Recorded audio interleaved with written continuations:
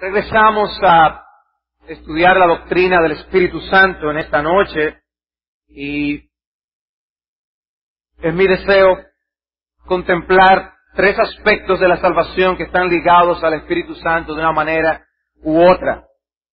Hablar de salvación, aunque es algo sencillo decir yo soy salvo, pero hablar de salvación y entender todo lo que implicó nuestra salvación no es tan sencillo. O sea, hay mucho más que una mera liberación de condenación en la expresión Dios me salvó. Al estudiar en detalle todo lo que Dios hace y la forma como su Espíritu está involucrado en nuestra salvación, es algo que debe maravillarnos porque escapa a nuestra comprensión y a lo limitado de nuestro entendimiento.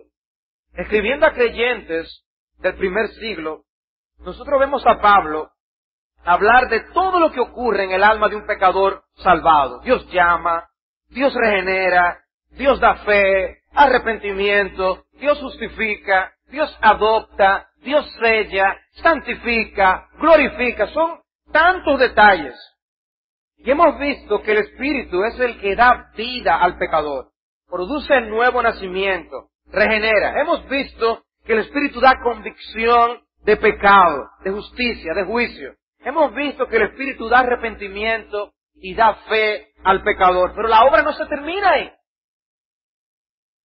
Hay mucho más que el Espíritu de Dios hace por nosotros. Y lo que veremos hoy, al estudiar esta doctrina del Espíritu Santo, son tres aspectos adicionales de la obra de aplicación de la salvación comprada por Cristo en la cruz. Son tres aspectos, los tres tienen que ver con la fe. Son cosas que vienen a ser nuestras por medio de la fe. Y me refiero a la justificación, la adopción y el sello del Espíritu. Podemos ver la relación que hay entre la fe y la justificación muy claramente en el Nuevo Testamento.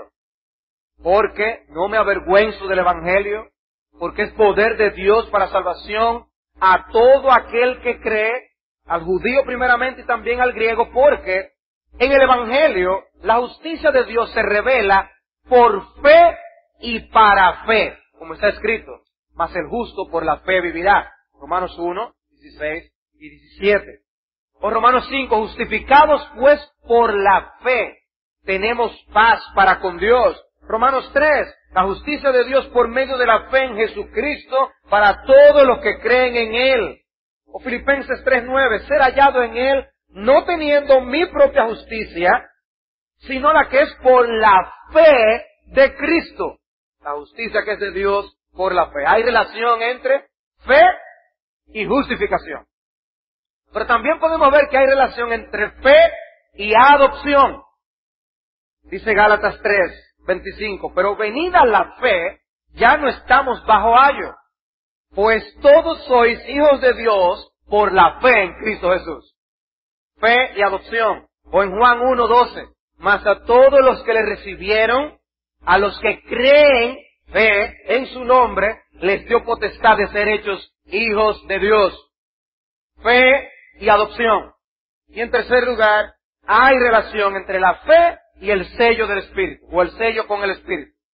Dice Efesios 1, versículo 13, en Él, en Cristo también vosotros, habiendo oído la palabra de verdad, el evangelio de vuestra salvación, y habiendo creído en Él, fuisteis sellados con el Espíritu Santo de la promesa. De manera que podemos ver estos tres elementos, tres aspectos de la salvación: justificación, adopción, sello del Espíritu, y los tres están ligados con la fe. De manera indirecta podemos decir, si el Espíritu es el que nos da la fe, el Espíritu tiene que ver con nuestra justificación, con nuestra adopción y con nuestro sello. Es indiscutible. Pero ahora quiero que lo veamos un poco más detenidamente. Y veamos cómo hay relación entre la obra que el Espíritu de Dios hace en nosotros de salvación en estos aspectos por medio de la fe. Y veamos en primer lugar el Espíritu Santo y la justificación. El Espíritu Santo y la justificación. Esta es la sección que quizás está menos evidente en términos de textos explícitos en el Nuevo Testamento. Pero cuando nosotros estudiamos la obra de convicción que realiza el Espíritu Santo en el pecador, vimos que Él no solamente convence de pecado, sino que vimos también que Él convence de justicia. ¿Recuerdan eso? Convence de justicia. Y es importante, las dos cosas, que convence de pecado y que convence de justicia. Porque nosotros necesitamos no solamente ser perdonados de todos nuestros pecados, sino que también necesitamos ser revestidos de la justicia de Jesucristo. Esa obra de convicción de pecado que nos lleva a decir, Señor, perdona mis pecados, y que nos lleva a abrazar a Jesucristo y su justicia por la fe, eso es una obra del Espíritu de Dios. Pues Él convence de pecado, de justicia y de juicio. Y hermanos, aún en el caso hipotético de que alguien no violara activamente ninguno de los mandamientos negativos de Dios, cuando Dios dice, no matarás, no dirás falso testimonio, no codiciarás, si dijéramos que alguien no llega nunca a violentar esos mandamientos negativos de Dios, la persona quedaría culpable de todas maneras de no haber hecho lo que la ley exige positivamente que hagamos. Porque Dios tiene muchos mandamientos positivos y nos quedamos cortos de no hacer la voluntad de Dios. Y en ese sentido, convence de justicia. Y eso tiene mucho que ver con la doctrina de la justificación. De que sin la justicia de Jesucristo, nadie puede ver a Dios. Entonces, la justificación es una obra del Espíritu de Dios. Y hablando en el capítulo de la justificación, nuestra confesión de fe dice, desde la eternidad, Dios decretó justificar a todos los elegidos, y en el cumplimiento del tiempo, Cristo murió por los pecados de ellos, y resucitó para su justificación. Sin embargo, no son justificados personalmente hasta que a su debido tiempo Cristo les es aplicado por el Espíritu Santo. ¿Qué es lo que está diciendo? Ciertamente, Dios decretó antes de la fundación del mundo los justificados. Vimos en Romanos 8 la cadena de salvación. ¿Verdad? A los que llamó, a estos también justificó. Hay algo que Dios decretó desde antemano que vendría y ocurriría. Cristo muere en la cruz y Él allí compra nuestro perdón y Él allí garantiza un archivo limpio de pecado que puede ser puesto en nuestra cuenta. Pero no se puede quedar ahí. ¿Cómo viene a ser esa justicia en nuestra vida real, parte nuestra? Por medio de la obra del Espíritu en el tiempo. Tú tienes una fecha, aquel tiene otra fecha y el otro hermano otra fecha. El Espíritu viene a nuestras vidas y aplica la obra de Jesucristo en nuestros corazones. Y hermanos, es el Espíritu de Dios quien nos permite tener una comprensión clara de lo que es el Evangelio. ¿Por qué nosotros venimos a algún momento dado a entender el Evangelio de Dios? Y lo que significó este plan maravilloso de salvación. Por la iluminación del Espíritu de Dios. Nos abrió los ojos y lo vimos claramente. Vamos un momento a Gálatas capítulo 3.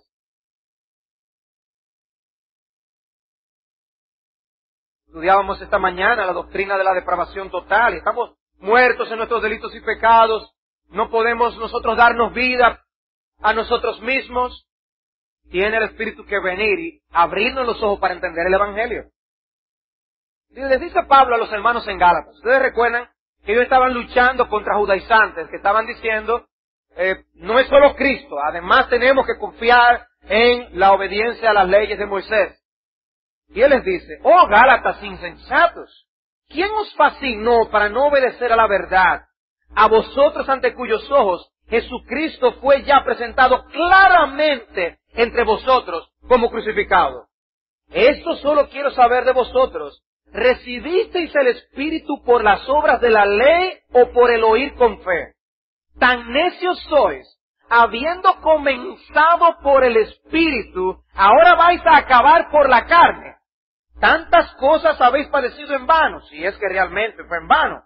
Aquel pues que os suministra el Espíritu y hace maravillas entre vosotros, ¿lo hace por las obras de la ley o por el oír con fe? Y versículo 6. Así Abraham creyó a Dios y le fue contado por justicia. ¿Qué estaba pasando con los Gálatas? Pablo dice, ¿y quién les ha fascinado a ustedes para desviarles de la confianza en el Evangelio? Hermanos, por eso es que nosotros tenemos que predicarnos el Evangelio siempre. No es en el momento de la salvación.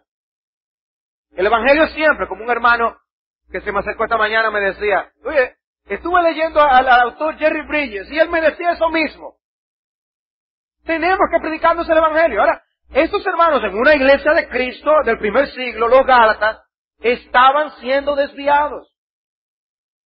Ellos estaban poniendo su confianza en otra cosa, después de haber abrazado a Cristo. Y Pablo está aquí argumentando con ellos, de una manera tan tierna y amorosa que le dice insensatos. ¡Oh, insensatos! ¡Tan necios sois! Oigan el lenguaje que les usa el apóstol Pablo aquí. Ustedes no están entendiendo. Hermanos, si nosotros comprendemos el Evangelio, es por una obra del Espíritu de Dios. Si Él no nos mantiene claros en el Evangelio, terminamos confiando en otras cosas. Tan sencillo como que alguien puede estar aquí sentado en la membresía de Iglesia Bíblica del Señor Jesucristo y confiar que es de Cristo, porque sencillamente tiene aquí 20 años en la iglesia. Esa no es base de salvación. La única base sólida es la justicia de Jesucristo. Y Él abrazado por medio de la fe. Por eso Pablo está aquí argumentando este punto con ellos. En el versículo 1 le dice a vosotros, ante cuyos ojos Jesucristo fue ya presentado claramente. Me encantó esa frase. Claramente entre vosotros como crucificado. Sin embargo, eso que fue presentado tan claramente llegó a estar confuso en el entendimiento de ellos. Eso que estaba tan claro, ahora no lo veían tan así. Ahora estaban confiando en otras cosas más. Y el Espíritu no les estaba haciendo conscientes en ese momento y estaban siendo desviados. Por eso le dice, habiendo comenzado por el Espíritu, ahora vais a acabar por la carne. Porque ¿quién hace esa obra de revelarnos a Jesucristo, su hermosura, la necesidad de justicia, de perdón? Es el Espíritu. Habiendo comenzado por el Espíritu, vas a terminar por la carne. ¿Eso es posible, hermanos? Eso es posible. Y es el Espíritu de Dios el que nos permite abrazar el Evangelio tal como es y nosotros ser justificados delante de la justicia de Dios. Observen conmigo también en el versículo 5 algo interesante, una relación estrecha que hay entre dos cosas allí. La suministración del Espíritu y las maravillas que hace el Señor en los creyentes. Noten, dice el versículo 5, aquel pues que os suministra el Espíritu y hace maravillas entre vosotros, ¿lo hace por las obras de la ley o por el oír con fe?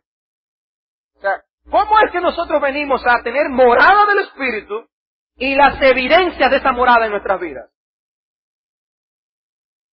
La mayoría de las versiones traduce esta palabra aquí, maravillas, como milagros. Y ciertamente puede estar haciendo referencia a milagros. Pero yo estoy de acuerdo con Hendrickson cuando Hendrickson dice que aunque incluye los dones y milagros que había en el primer siglo en funcionamiento, dice también habla del carácter moral interno, de capacitación espiritual para manifestar el fruto del Espíritu de Dios. Cuando yo leí el texto, por el hecho de que la palabra en nuestra traducción en español es la palabra maravilla, mi mente se fue inmediatamente al hecho de ver la obra de transformación que el Espíritu de Dios hace en los creyentes. Mi mente no se fue inmediatamente a los milagros, pero ciertamente está incluido en el término, podemos decirlo. Pero indiscutiblemente, a lo largo del Nuevo Testamento, la señal y la marca de la presencia del Espíritu de Dios en un corazón no está radicado en obras portentosas, sino en el carácter de Jesucristo. Por eso es el fruto del Espíritu, y eso es vital, amados hermanos. Es vital, y lo veremos cuando consideremos la obra de santificación por el Espíritu de Dios. Ese no es mi tema ahora. Pero es necesario que veamos que la Biblia plantea como una evidencia de la presencia del Espíritu el carácter moral, los frutos del Espíritu manifestados en la vida práctica. Nuestra imitación del carácter de Jesucristo. Y lo llama las maravillas que Dios hace entre nosotros. Hemos perdido nosotros de vista algo de contemplar y apreciar esas maravillas que Dios hace entre nosotros. De yo mirar a aquel hermano, a aquella hermana y decir, qué maravilla ha hecho Dios en la vida de tal persona. Le damos gloria a Dios al ver esa obra de transformación que ha hecho y está haciendo en la vida de tantas personas. Tú y yo sabemos lo que no esa lluvia que cayó aquí, menos de ahí, lo que eso hace para desviar que alguien diga, ay, yo no voy a ir a la iglesia. Por menos de ahí dejamos de hacer cosas al Señor. Pero cuando yo me siento aquí y veo la iglesia, a pesar de la lluvia, gloria al Señor. ¿Quién hace eso? Los portentos de Dios en corazones débiles, como lo que veíamos esta mañana. Son maravillas que Dios hace. Y es lo que yo veo a Pablo aquí diciendo. Ahora, en el versículo 6, observen que él relaciona la fe, la justificación y esta obra de suministración del Espíritu. Por eso dice, así Abraham creyó y le fue contado por justicia. Y es la maravilla de la justificación. La gran bendición del perdón de nuestros pecados viene a nosotros por el Espíritu de Dios. Versículo 5, la suministración del Espíritu. Versículo 6, así creyó Abraham y le fue contado por justicia. ¿De dónde viene esto? Del don del Espíritu Santo. El don del Espíritu Santo. Por su obra te arrepientes y pides perdón. Por su obra te perdona, haciendo eficaz la cruz del Calvario. De tal manera que tus pecados son completamente expiados por la sangre que allí corrió. Por su obra la justicia de Cristo es puesta en nuestra cuenta. Por su obra, por su obra. Otro texto que les había citado en otro contexto es Tito capítulo 3.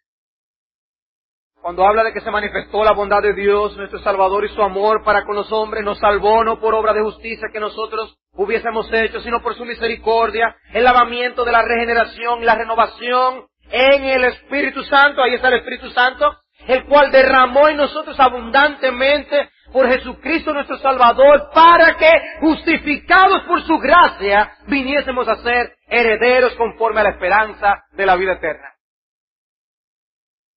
¡Qué bendición!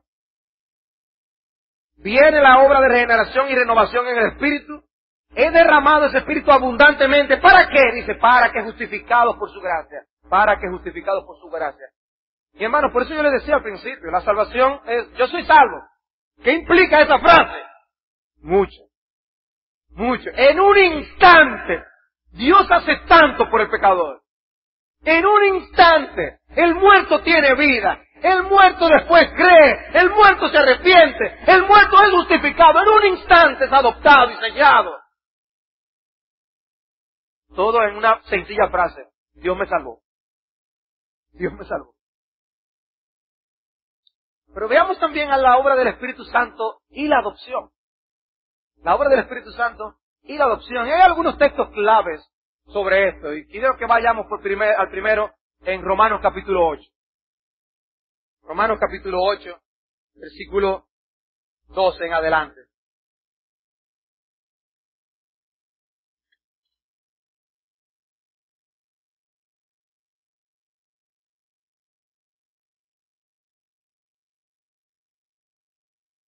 Dice allí la palabra de Dios. Así que, hermanos, deudores somos, no a la carne para que vivamos conforme a la carne. Porque si vivís conforme a la carne, moriréis. Mas si por el Espíritu hacéis morir las obras de la carne, viviréis. Aquí nosotros tenemos una expresión inconclusa. Deudores somos, no a la carne, sino al Espíritu. Al Espíritu. Lo que está diciendo aquí, Nosotros no decimos, oye, carne, yo sí te debo a ti cosas, ¿eh? ¿Cuánto te debo, carne, por tantas las bendiciones que yo tengo?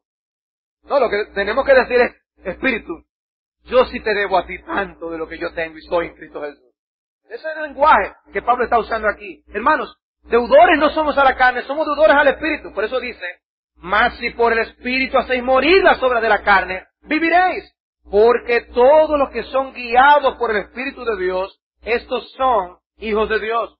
Pues no habéis recibido el espíritu de esclavitud para estar otra vez en temor, sino que habéis recibido el espíritu de adopción. Muchas Biblias, traducciones lo ponen en mayúscula, y yo creo que está haciendo referencia al Espíritu Santo. Habéis recibido el espíritu de adopción por el cual clamamos, Abba Padre. El espíritu, y fíjense que ahí está en mayúscula, el espíritu mismo da testimonio a nuestro espíritu de que somos hijos de Dios. Y si hijos también herederos, herederos de Dios y coherederos con Cristo, si es que padecemos juntamente con Él, para que juntamente con Él seamos glorificados. Espíritu de adopción, esa frase significa el espíritu que efectúa la adopción.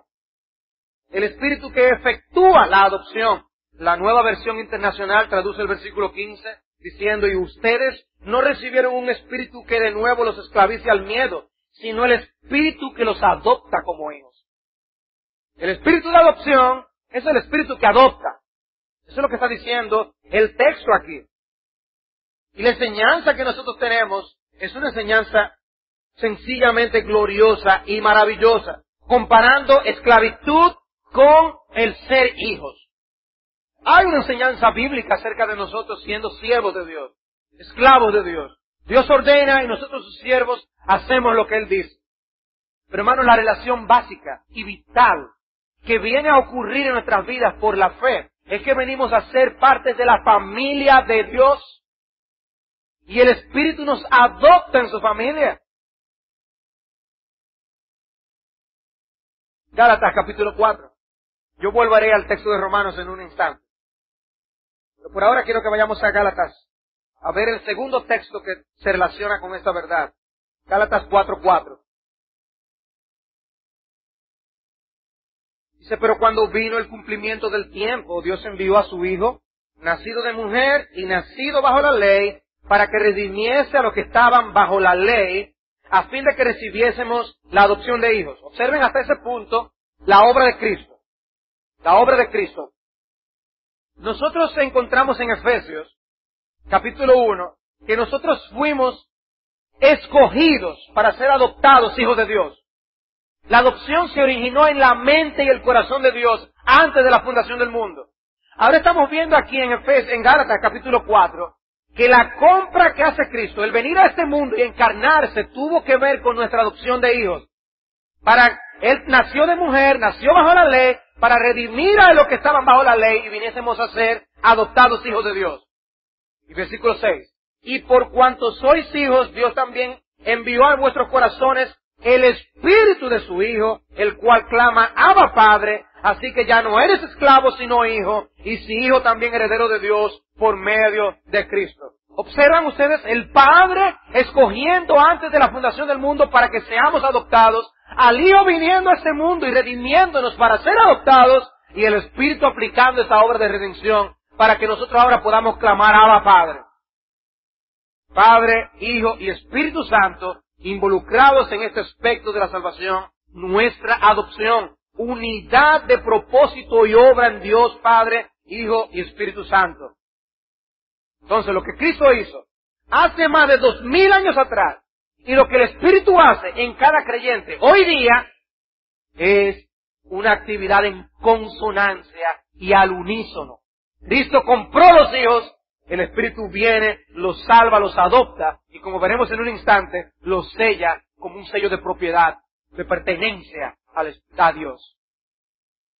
¿Y quién clama Abba Padre? ¿Quién es el que clama Abba Padre? Según Gálatas 4:4, ¿quién es? Dice el texto que es el Espíritu. Ese Espíritu el cual clama Abba Padre. En Romanos 8, ¿quién clama Abba Padre? El creyente clama Abba Padre. ¿No es eso glorioso? Es el Espíritu, pero somos nosotros. Si lo hacemos, es por el Espíritu. Si llegamos a tener ese nivel de confianza con Dios para llamarle nuestro Padre, es por la obra del Espíritu de Dios. Es por la pura obra del Espíritu de Dios. Ambos pasajes también incluyen la bendición de que participamos de la herencia con nuestro hermano Jesucristo. Los dos pasajes. En Gálatas 4:7, aquí que ustedes tienen abiertos, dice, ya no eres esclavo sino hijo, y si hijo también heredero de Dios por medio de Cristo. Y lo mismo en Romanos 8:17. Somos coherederos con nuestro Señor Jesucristo. ¿Es eso verdadera hermandad o no lo es? ¿Es eso un hermano de quinta categoría? Porque hay familias que donde... Bueno, sí, es un hermano. En mi caso personal, hay hermanos con los que yo nunca me he relacionado de parte de mi padre. Nunca. Y no hay la misma cercanía que con otros hermanos. Bueno, en el Evangelio, Cristo no nos tiene a nosotros como hermano allá lejano. La verdad que yo ni lo conozco. No. Somos coherederos, con los mismos derechos.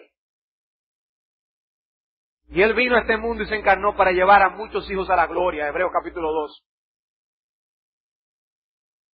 Esa adopción es importante en el corazón de Dios.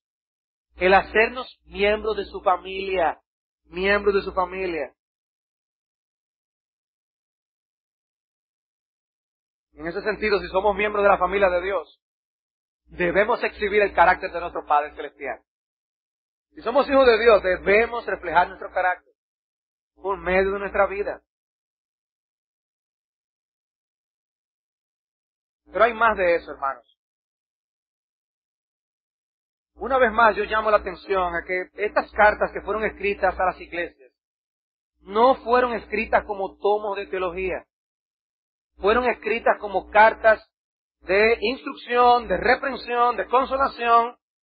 Y vemos aquí en esta verdad, cuando dice el autor que el Espíritu clama Abba Padre, o nosotros clamamos Abba Padre, que hay una expresión de confianza, y nosotros pudiéramos tomar ese lenguaje meramente como un lenguaje trivial en el que cualquier hijo hace un llamado a su padre. ¡Hey, papi, mira! Pero no es eso exactamente lo que está aquí. La palabra clamor que hay aquí en el texto se usa en muchos lugares de las Escrituras y tiene un sentido onomatopéyico. Tiene un sentido onomatopéyico. Es la palabra kratzen.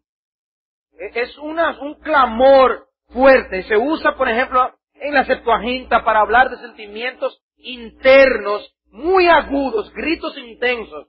Se usa con respecto al endemoniado gadareno en el Nuevo Testamento. O los chillidos del espíritu de aquel muchacho que estaba poseído en Marcos capítulo 9. O los gritos de Bartimeo en Marcos capítulo 10. Y aún de los clamores del Señor en la cruz en Mateo capítulo 27. Y como dice un autor, la atmósfera que nosotros vemos de ese clamor en Romanos capítulo 8 no es una atmósfera de tranquilidad. No es la imagen de un hijo que está en los brazos de su padre. Él le dice, Abba, Padre. No. Es la atmósfera de crisis. Es una atmósfera de necesidad. Es una atmósfera de angustia, temor. En donde hay un clamor al único que puede librarnos, ayudarnos, consolarnos y suplirnos. ¡Abba, Padre! Es el Espíritu que nos lleva a buscar de Dios cuando no vemos ayuda en ningún otro lugar.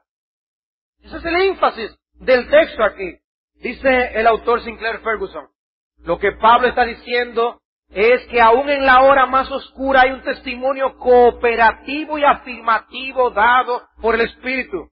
Aunque puede estar quebrantado y amoratado, sacudido por temores y dudas, el Hijo de Dios, no obstante, clama en su necesidad, ¡Padre! Como clama instintivamente un niño que ha caído y está herido, ¡Papi, ayúdame! La seguridad de ser hijo no está reservada para el cristiano altamente santificado. Es el derecho de nacimiento de hasta el más débil y oprimido creyente. Esta es su gloria. Esa es nuestra gloria, hermano. No son para los super santos, en lo que está aquí algo, una bendición particular que por la intimidad que tienen pueden decirle a Dios, Abba Padre. No, no, no, no. Es que como el Espíritu ha venido a morar en cada uno de los suyos, hay ese sentido de que Dios es nuestro amparo y nuestra fortaleza. Y hay confianza para acercarnos a Él en la hora de necesidad. Hay confianza. Somos hijos de Dios. ¿Hace cuánto tiempo no has meditado en esta realidad? Hijo de Dios. Hijo de Dios. ¿De quién tú eres hijo? Cuando hacen esa pregunta normalmente, ¿es alguien importante o no lo es? Tú puedes decir, yo soy hijo del Altísimo. Por la bendita gracia de Dios. Por pura gracia. No fue que Dios entró en un hogar de huérfanos. Déjame ver si aquí hay alguien que valga la pena. Aquel se ve que tiene buena sangre. Déjame cogerlo. Él por pura gracia nos encontró perdidos, llenos de pecado, en nuestra maldad y vileza, aborrecedores de Dios. Y Él nos tomó y nos hizo ser parte de su familia con todos los privilegios, coherederos con Cristo. Coherederos con Cristo. Eso no te da un aire de mucho dinero. No es así. Eso es así, hermano. Yo creo que la ilustración quiere comunicar claramente que nosotros somos dueños con Dios del mundo. No me creen. Yo nomás he sentido 2 o 3 que dijeron amén. Vamos a Romanos 8 otra vez. Vamos a Romanos 8 otra vez. Oigan cómo sigue ahora Pablo argumentando este tema. Porque hay una parte escatológica de esta enseñanza. Hay una parte escatológica. El versículo 17 de Romanos 8 nos dice, herederos de Dios, coherederos con Cristo, si es que padecemos juntamente con Él, para que juntamente con Él seamos glorificados. Y es como si nosotros tomáramos el mouse de la computadora, lo pusiéramos sobre la palabra glorificados, ¡pum!, se abre una ventana y empieza a explicarnos. Pues, tengo por cierto que las aflicciones del tiempo presente no son comparables con la gloria venidera que en nosotros ha de manifestarse, porque el anhelo ardiente de la creación es el aguardar la manifestación de los hijos de Dios, porque la creación fue sujetada a vanidad, no por su propia voluntad, sino por causa de aquel que la sujetó en esperanza, porque también la creación misma será libertada de la esclavitud de corrupción a la libertad gloriosa de los hijos de Dios. El cumplimiento de Hebreos capítulo 2, cuando cita el Salmo 8, diciendo que todavía no vemos que todas las cosas nos sean sujetas, porque Adán falló en cumplir con esa encomienda que se le dio en el inicio del libro de Génesis. Ese cumplimiento viene a ser nuestro por medio de Jesucristo, el cual iba a llevar a muchos hijos a la gloria. Hebreos capítulo 2, versículos 9 y 10. Lo que está diciendo es, hermanos, nosotros reinaremos con Jesucristo. Somos de su familia. Somos los príncipes de Dios. Y no estoy diciendo esto con el ánimo de la enseñanza, con lo que enseña el Evangelio de la prosperidad. Clama, tú eres un príncipe. Clama aquí ahora para ser llenos nosotros hoy de joyas y de riquezas. Como me decía un hermano, óyeme, esa gente nada más pide dinero de una sola vía. ¿Por qué no son ellos los que dan para hacerse también más ricos? Si ellos dicen que así que se cumple. Que den mucho ellos. No, ellos quieren que le manden siempre. No, yo no estoy hablando de ese tipo de evangelio. Yo lo que estoy diciendo es que aquí, mi Biblia y lo que tú acabas de leer conmigo está diciendo que somos herederos de Dios. Y eso incluye nada más y nada menos que la manifestación gloriosa de los hijos de Dios cuando tengamos cielos nuevos y tierra nueva. Y si todavía tú te encuentras sofoco, entonces revísate. Hay un sentido de riqueza que Dios quiere producir en nuestras almas. Pero el tipo de riqueza de las que tiene Dios y de las que nos hacen bien y que disfrutaremos por toda la eternidad. De esos tesoros de los cielos. De esa riqueza nos está hablando la palabra de Dios. Y en otra palabra entonces nos dice, lo que estamos pasando ahora, ¿eso no es comparable? No es comparable, no se puede hablar, son dos cosas diferentes. Son dos cosas diferentes. Lo nuestro, por ser hijos de Dios, es sencillamente maravilloso. ¿Quién es en la Biblia el verdaderamente rico? ¿Quién es el verdaderamente rico? El que tiene a Dios y a su Hijo Jesucristo. Ese es el verdaderamente rico. Dios lo comparte con nosotros de esta forma, para animar nuestro corazón. El Espíritu, Él viene y hemos visto tantas cosas, tantos detalles que el Espíritu hace en nuestras vidas. Pero que haga específicamente la obra de tener el Espíritu de adopción, que nos asegura que somos hijos de Dios. ¿Para qué, Señor? ¿Para qué, Señor? Porque nuestra relación con Dios es única y particular. Hermanos, eso no nos estimula a tener una relación más íntima con nuestro Padre Celestial. No nos estimula a buscar más el rostro de Dios, a decir, Padre nuestro que estás en los cielos. Nuestro Padre, nuestro Padre. Vinimos a Dios,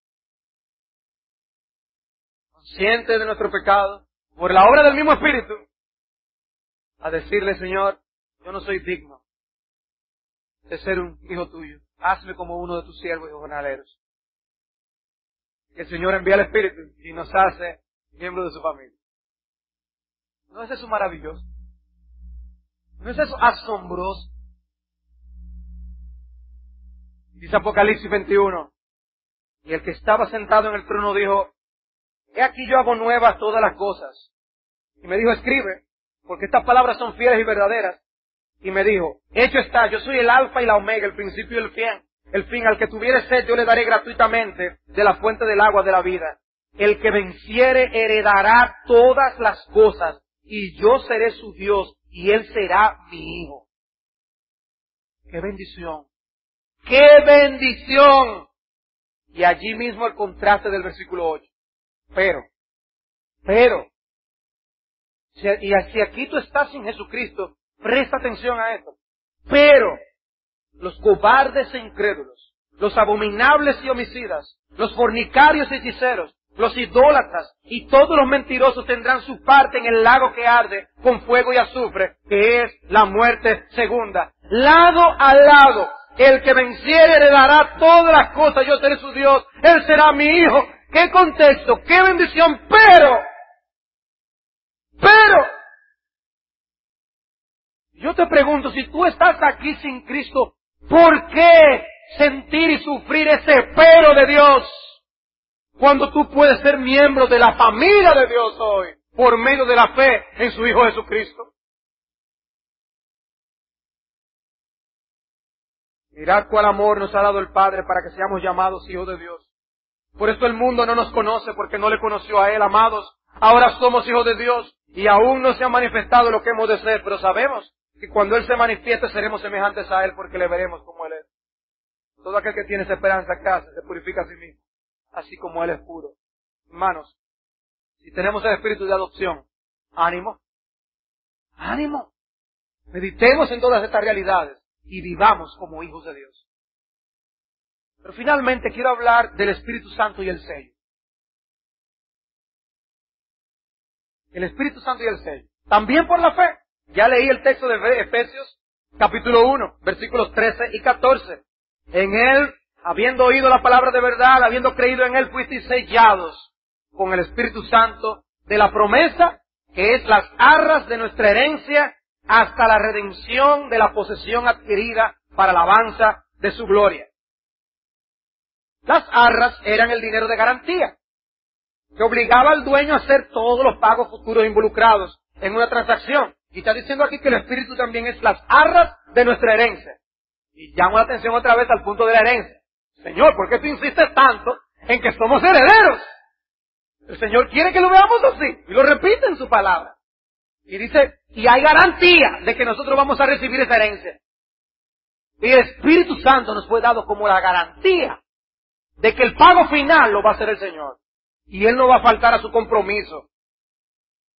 Luego en otro contexto, en la misma epístola, Pablo da una instrucción muy práctica, en medio de un contexto muy práctico, en el que tenemos que amarnos los unos a los otros, tener cuidado de las palabras con las que nos hablamos para no ofendernos, no airarnos, no enojarnos, sino perdonarnos, etc. Y dice, y no contristéis al Espíritu Santo de Dios, con el cual fuisteis sellados para el día de la redención.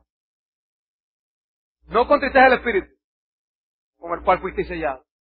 Lo dice en el capítulo 1, lo dice en el capítulo 4, versículo 30. ¿Y qué es ese sello? ¿Cuándo ocurre? Algunos han interpretado esa doctrina como un privilegio particular que algunos cristianos tienen andando el tiempo. Algunos son cristianos sin sello y otros son cristianos con sello. Yo, hermanos, yo no lo veo así. Para mí, el sello es una marca de propiedad tal como se usaba en los días del Imperio Romano. El sello mostraba que algo es auténtico y que el dueño de esa persona es quien puso ese sello. Así se usaban los sellos en aquella época. Y Pablo, usando esa figura, está diciendo que nosotros fuimos sellados con el Espíritu de Dios. Ahora, pongan eso en el contexto de lo que ya ha dicho que es la obra del Padre de elección y lo que ha dicho que es la obra del Hijo en redención. La obra de Dios el Padre es elegir a cada uno de los suyos. La obra de Dios el Hijo es redimir a cada uno de los suyos. Pues en ese mismo contexto lo que yo veo es que la obra del Espíritu de Dios es sellar a cada uno de los suyos. Es un sello, una garantía. Ese es mío. Y de nadie más.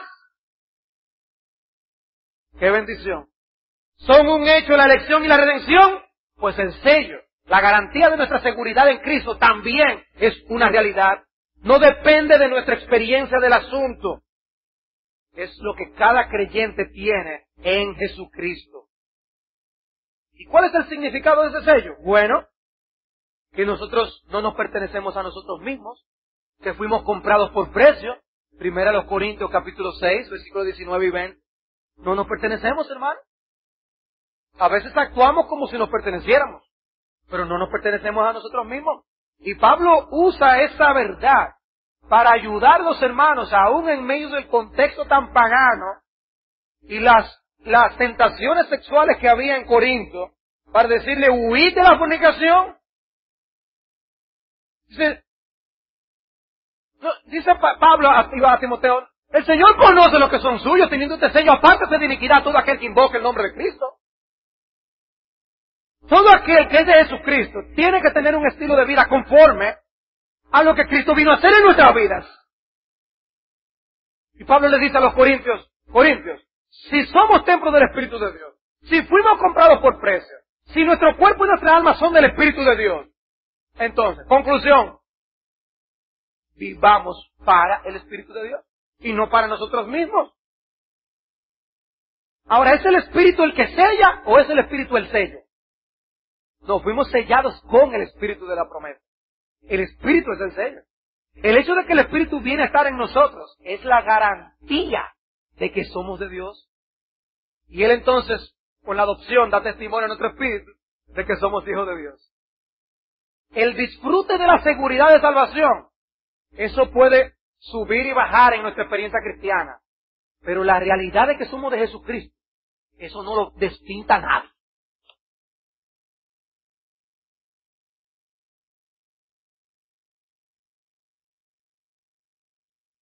Dice 2 Corintios 1, el que nos confirma con vosotros en Cristo y el que nos ungió es Dios, el cual también nos ha sellado y nos ha dado las arras del Espíritu en nuestros corazones. 2 Corintios 1, 21 y 22. Viendo todo esto, hermanos, yo me preguntaba, ¿para qué Dios nos da tantos detalles de la obra salvadora que Él hace en nuestras vidas? ¿Para qué? ¿Por qué no se explica? ¿Por qué no dice, tú estás salvo y punto? ¿Por qué no se explica tantos detalles de justificación, de adopción, del sello? ¿Por qué irse a cada uno de estos aspectos, hermanos? Estas cosas son importantes. Esas benditas doctrinas nos sirven de aliento. El saber que nuestros pecados han sido limpiados y tenemos la justicia de Jesús. El saber que fuimos adoptados y somos miembros de la familia de Dios. El saber que fuimos sellados y pertenecemos ahora al Señor. Estas son verdades que tienen que tener un impacto práctico en nuestra vida, que es enorme.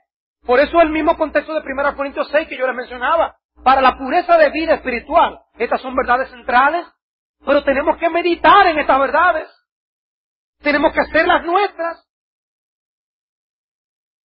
Estamos destinados para un futuro glorioso que está garantizado por el avance o la garantía del Espíritu de Dios en nosotros.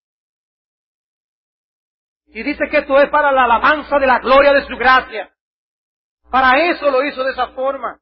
Y en todos nosotros hay contradicciones, que no vivimos como hijos de Dios realmente adoptados, no vivimos como aquellos que fuimos sellados con el Espíritu. En todos nosotros hay contradicciones. Pero en la evaluación final, mi amado hermano, ¿estás tú avanzando o estás estancado? ¿Se está manifestando el fruto del Espíritu en tu vida? ¿Qué creen los tuyos? ¿Qué creen tus amigos que está pasando con tu vida espiritual? Si tú eres miembro de la familia de Dios, ¿tú estás viendo a tus demás hermanos como miembros de esa misma familia? ¿Qué tú les dices a tus hijos si tú los ves a ellos teniendo una relación con tirantes? ¿Qué tú les dices? ¿Y qué quiere Dios que nosotros hagamos si hay una relación de tirantez entre dos hermanos aquí en la iglesia? Pregúntale a Dios, órale a Dios acerca de eso. Pídele a Dios, ¿estaré yo equivocado por estar viviendo con esa tirantez? Porque Él es el que dice, no contristéis al Espíritu, con el cual fuisteis sellados. Y el contexto es la relación entre hermanos. Ese es el contexto. Todas esas bendiciones espirituales son nuestras en Cristo. ¿Y ahora qué hago con eso? Bueno, si tú eres hijo, vive como hijo. Si eres justificado, vive como justificado. Si tienes el sello de Dios, muestra que tú perteneces a Dios. Estas doctrinas son vitales. Y hermanos, quiero señalar este punto. En estos tres aspectos de salvación, son declaraciones que el cielo hace de acerca de nosotros. Los tres. Justificados, ¿qué es? ¿Qué es la justificación? Una declaración de justicia. Dios nos declara legalmente, justo, inocente. ¿Qué es la adopción? Una declaración legal de adopción, de familia. Era tan así en el Imperio Romano que realmente una persona que era adoptada perdía toda relación y derecho con la familia anterior y venía a pertenecer con absoluto derecho a la otra. El romano entendía lo que eso implicaba. Hay una declaración del cielo. Este es hijo mío. ¿Y el sello? Otra declaración legal, aprobada por un sello legal. Un sello que dice, eso es mío. Y es auténtico. ¿Ven ustedes lo que estamos viendo aquí hoy? Estamos oyendo la voz del cielo. Decir, justo e inocente, hijo mío y de mi propiedad para siempre. Esa es la enseñanza de las Escrituras. ¿Y tú? ¿Quién tú te crees que eres? ¿Te ves como un perdonado, justificado, recto por la justicia de Cristo en la presencia de Dios? Un hijo adoptado, miembro de la familia de Dios y alguien que le pertenece a Dios por la eternidad, como las arras que nosotros hemos recibido en su Espíritu. ¡Wow, hermanos! Hermanos, yo no sé a ustedes, pero esto a mí casi me pone a brincar de alegría. ¡Qué bendición Dios nos ha dado con el regalo de su Espíritu Santo! Y yo solamente escribí al final en mi nota, gracias Señor por tu Espíritu. Gracias Señor por tu Espíritu. Vamos a orar. Señor, a la luz de la enseñanza que estudiábamos esta mañana, quedamos maravillados por tu gracia y tu amor, amando a viles pecadores, pero ahora, al contemplar estas dimensiones de tu obra de salvación, declarados justos, adoptados en tu familia y sellados con un sello de pertenencia eterna a ti, oh Señor. ¡Qué privilegio tan grande! Ayúdanos a vivir a la altura de la declaración que el cielo ha hecho acerca de nosotros. Ayúdanos, Señor, capacítanos. Ciertamente, Estamos estudiando estas cosas para depender más de ti, para depender más de tu Espíritu. Ayúdanos a experimentar eso en nuestras vidas prácticas día tras día.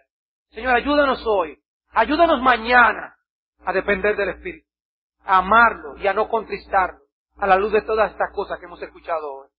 Gracias, Señor, por tu palabra y gracias por cada una de tus promesas. Señor, gracias por permitirnos tener herencia en Jesucristo. Ayúdanos a albergar esa esperanza y abrazarla con todo el corazón. Bendícenos en el resto de esta noche y despídenos en bendición. En Cristo Jesús. Amén.